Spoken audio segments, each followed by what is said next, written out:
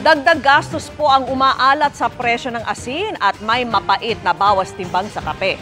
Sa ilang lugar na nga, may namonitor ng pagmahal ng sardinas. Nakatutok si Bernadette Reyes.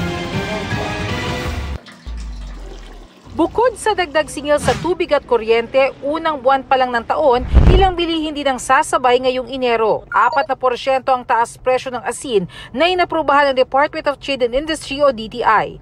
Ang 3-in-1 na kape naman, kahit walang dagdag presyo, pinayagang magbawas timbang. Ang dahilan ng mga manufacturer, nagmahal na raw materials. Malaki na rin bagay yon, katulad niyan sa amin, maliit lang ang income.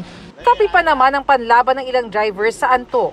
Wala naman tayong magagawa, lahat naman ang bilhin tataas ng presyo po Okay lang itaas, basta wag lang masyado malaki. Pero sabi ng DTI, hindi lahat ng brand ng kape ay magmamahal kaya pwedeng mamili.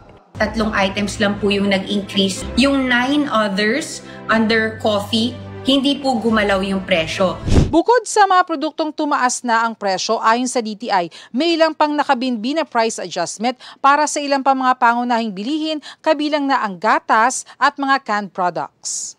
Ongoing pa po ang usapan at saka yung pag-check natin ng computation with the various manufacturers. Kabilang sa umihiling ng taas presyo ay mga manufacturer ng sardinas. Yung packaging materials, yung tin can, yan po yung mga kinoconsider natin kung whether yung hinihingi nilang price adjustment naaangkop. Ngayon pa lang, may na-monitor na rin ng Super Radyo Palawan na mahigit pisong taas presyo sa ilang brand ng sardinas sa probinsya. Nagmahal din ang ilang sabong panligo, panlaba, pati asin doon. Inaalam pa natin kung na-monitor din yan ng DTI. Agad iimbestigahan ng establishmento na mairereklamo dahil sa paniningil ng lagpas sa SRP. Para sa GMA Integrated News, Bernadette Reyes, nakatutok 24 oras.